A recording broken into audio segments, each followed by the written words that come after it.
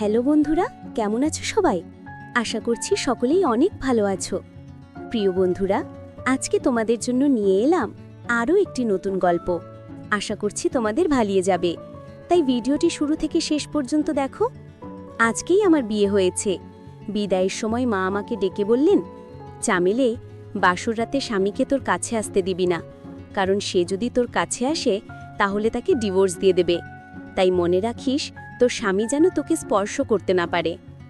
আমি অবাক হয়ে মায়ের দিকে তাকালে মা বললেন, শোনো, আপাতত যতটা পারি স্বামীর থেকে দূরে থাকবে। কিন্তু মা, সে কি মানবে? কতদিন অপেক্ষার পর মোহিতা আমাকে পেয়েছে, তাই আমার কাছে না এসে সে কি মানবে? তারপর মা আমাকে এমন বাস্তবতা বললেন যে আমি কেঁপে উঠলাম। আমি বললাম, মা, তোমার আমাকে বিয়ে দেওয়া উচিত হয়নি। মোহিতের জীবন নষ্ট করার আগে তোমার একবার ভাবা উচিত ছিল। মোহিত যখন এই সত্যটা জানতে পারবে তখন তার সমস্ত কিছু শেষ হয়ে যাবে। তুমি এটা ভালো করনি। আমার চোখে জল চলে এলো। মা, তুমি আমার কাছে এই সত্যটা কেন লুকিয়ে রেখেছিল? মা বললেন, মোহিতের জেদর কারণেই এই বিয়ে হয়েছে। আমি প্রথম এই সম্বন্ধে না করেছিলাম, কিন্তু ওরা যখন মানল না, তখন আমিও ভাবলাম, যাক, তোরও সংসার হবে, হয়তো সময়ের সাথে সাথে তোর জীবনেও সুখের রঙে ভরে উঠবে। কতদিন তুই এই বাড়িতে এভাবে বসে থাকবি? এখন আমি কি করব? মন খারাপ করে শ্বশুর বাড়িতে গেলাম। এখানে এসে আমি সেটাই করলাম যেটা মা বলেছিল। আমার স্বামীকে কাছে আসতে দেইনি। বাসর রাতে সে ঘরে এসে বিছানায় বসে আমার সৌন্দর্যের প্রশংসা করল। তারপরে আমার হাত ছোঁয়ার সাথে সাথে আমি তাকে পিছনে ঠেলে দিলাম। মোহিত অবাক হয়ে আমাকে এর কারণ জিজ্ঞেস করলে আমি কাঁদতে শুরু করলাম, কিন্তু কারণ বললাম না। তারপর একদিন আমার স্বামী মোহিত আমার পুরো গোপন ব্যাপারটি জানতে পেরে গেল। আমি লজ্জায় কাকে মুখ দেখাতে পারলাম না, কারণ আমার মধ্যে বউ হওয়ার। আমি মোহিতের রুমে বিছানায় বসে আছি, আর সে অবাক হয়ে আমার দিকে তাকিয়ে আছে। আমার খুব দুর্বল লাগছে। আমি বরফের মতো একদম জমে গেছি। আমি অনুভব করতে পারছি সামনে বসা আমার স্বামীর তীক্ষ্ণ নজর আমার শরীরের দিকে। সে বলতে লাগলো, কি ব্যাপার চামেলি, এই বিয়েতে কি তোমার মত ছিল না? আমি চোখ তুলে তাকে দেখে অনেক কষ্টে চোখের জল ধরে রেখেছি। আমার ঠোঁট কাঁপছে। মোহিত আমাকে খুব কড়া এবং রাগী শব্দের কারণ জিজ্ঞেস করল, কিন্তু আমি চাইলেও আসল কারণ বলতে পারছি না। সে আবার গম্ভীর স্বরে আমাকে জিজ্ঞেস করল, চামেলি, তোমাকে কিছু জিজ্ঞেস করেছি তো? তার এমন শব্দে আমি আতঙ্কিত হয়ে জোরে জোরে কাঁদতে শুরু করি। কিন্তু আমার সামনের লোকটা বোধহয় প্রতিজ্ঞা করেছে যে সে উত্তর না পেলে আমাকে ছাড়বে না। মোহিত আবার উচ্চস্বরে বলল, তোমার কান্না থামাও আর আমাকে প্রত্যাখ্যানের কারণ বলো। তুমি যদি ভাবো তোমার এই কান্না দেখে আমি গলে যাব আর আজ রাতে তোমার ধারে কাছে আসব না, তাহলে এই ভুল ধারণা তোমার মন থেকে বের করে নাও। এটা বলেই সে আমার কাপা হাতটা শক্ত করে চেপে ধরল। আমি হাতটা টেনে নেওয়ার চেষ্টা করতেই সে আমার আরও কাছে এসে বলল, চামেলি, তুমি কি আমার পরীক্ষা নিচ্ছ? আমি কি অন্যায় করেছি যে তুমি এভাবে আমার থেকে দূরে সরে যাচ্ছ? আমাকে তোমার কাছেও আসতে দিচ্ছ না। আজ আমাদের বাসর রাত। বিয়ে নিয়ে ছেলে ও মেয়েদের মনে কত স্বপ্ন থাকে, আর তুমি আমাকে তোমার কাছে আসতে দিচ্ছ না। অন্তত আমাকে এর কারণটা বলো, হয়তো আমি তোমার সমস্যার সমাধান করতে পারবো। চামেলি, আমি কোনো দেবদূত না। যে মেয়েটি আমার জন্য সব দিক দিয়ে বৈধ, আমি কি কেবল তাকেই দেখে থাকব? আমি অনেক কষ্টে এই সময় পার করেছি। আমি সবসময় তোমার সঙ্গে স্বপ্ন দেখেছি। ধীরে ধীরে মোহিতের কথা বলার ধরন মোহনীয় হয়ে উঠতে শুরু করে। সে আমার মুখের উপর ঝুলে থাকা চুলের দিকে নেশা নেশা চোখে তাকিয়েছিল, আর আমার বুক ধুকধুক করছিল। আজ তাকে যত মরিয়া মনে হচ্ছে, তাকে থামানো আমার পক্ষে খুব কঠিন। কিন্তু আমি অসহায়। আমার মা আমাকে যে কথা বলেছে তা যদি মোহিত জানত, তবে আমাকে ডিভোর্স দিয়ে বাড়ি থেকে বের করে দিত। মোহিত আমাকে মুখ দেখার জন্য একটি সোনার চেন দিল। সেটা পরানোর সময় তার আঙুলগুলি আমার ঘাড়ে ঘুরছিল, আর আমার সমস্ত শরীরে জুড়ে শিহরণ সৃষ্টি হয়েছিল।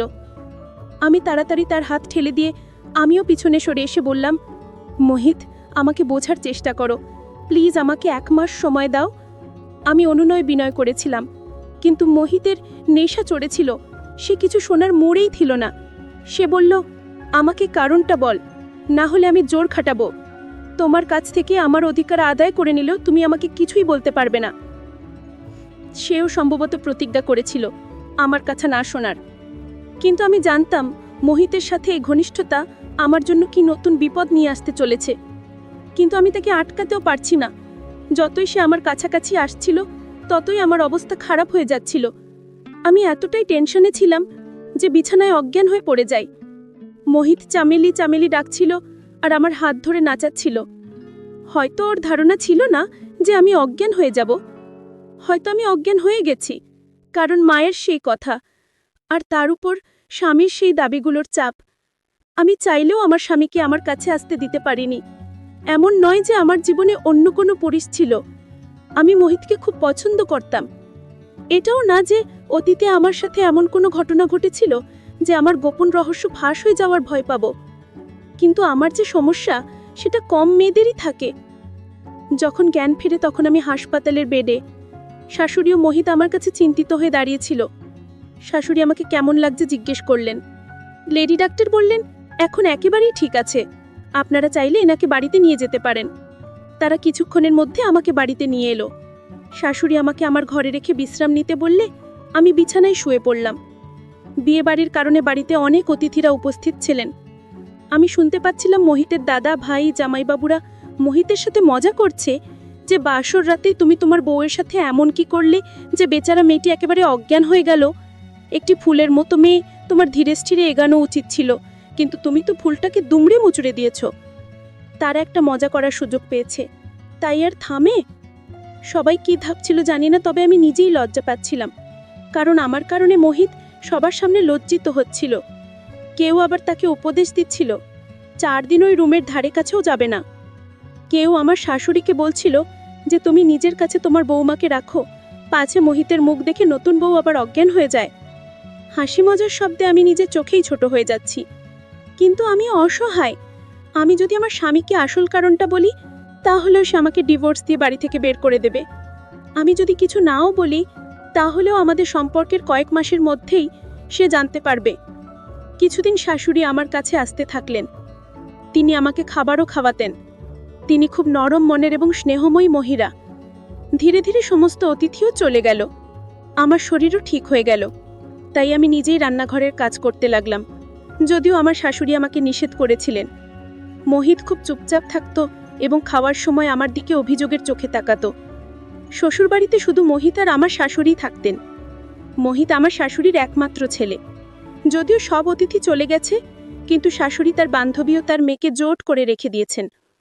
বান্ধবীর মেয়ের আমার সমবয়সী, তার গ্র্যাজুয়েশনের পরীক্ষা হয়ে গেছে, তাই মা আমি এর মাঝখানে এখানে থাকার প্ল্যান করেছিলেন। দিয়াও সুন্দরী, কিন্তু যে জিনিসটা আমাকে বিরক্ত করত তা হলো সে মোহিতের সাথে খোলামেলাভাবে মিশত আর মোহিতের সাথে হেসে হেসে কথা বলে যেত। সেদিনও খাবার টেবিলে বসে দিয়া কি নিয়ে কথা বলেই যাচ্ছিল, কিন্তু মোহিত তার কথায় পাত্তা দিচ্ছিল না। তার চোখ আমার দিকে স্থির ছিল। সে মুখে কিছু বলছে না, কিন্তু তার চোখ আমাকে যা বলছে তা আমি না জেনে না জানার ভান করলাম। রাতে রান্নাঘরে কাজ করছিলাম। সবাই যে যার রুমে চলে গিয়েছে। কিছুর অনুভূতি হলে ঘাড় ঘুরিয়ে দেখলাম মোহিত ঠিক আমার পিছনে দাঁড়িয়ে। সে বলল, মাথা ব্যথায় আমার ঘুম আসছে না, একটা চা বানিয়ে দাও তো। ভাবলাম চায়ের কথা বলে বেরিয়ে যাবে।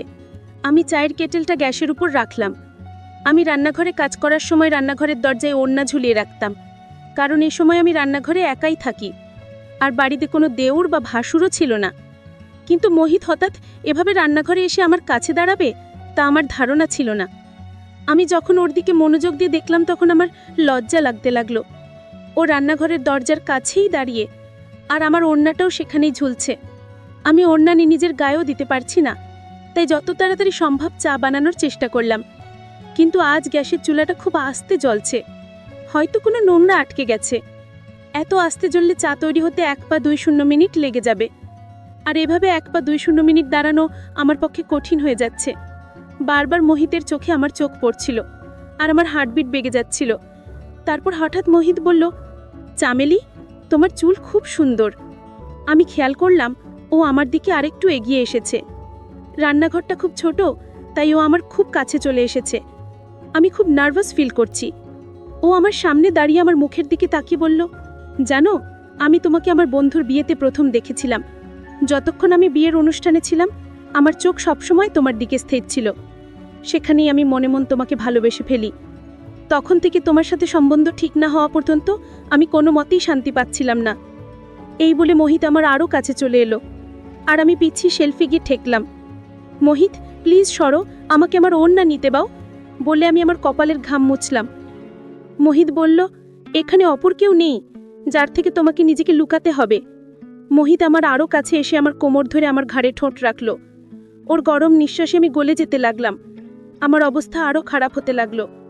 আমি মুখ তার কবজায় নেওয়ার আগেই আমি তাকে পিছনে ধাক্কা দিয়ে রান্নাঘর থেকে বেরিয়ে তাড়াতাড়ি আমার রুমে গিয়ে দরজা বন্ধ করে দিলাম। আমি কিভাবে মোহিতকে থামাতে পারি? সে আমার স্বামী এবং আমাকে ভালোবাসে। সে তার বন্ধুর বিয়েতে আমাকে বেঁকে আমাদের বাড়িতে সম্বন্ধ পাঠিয়েছিল। আমার মা প্রথমে এই সম্বন্ধে রাজি হননি, কিন্তু মোহিত সম্বন্ধ নিশ্চিত না হওয়া পর্যন্ত আমাদের বাড়ির চোখ আর ছাড়েনি।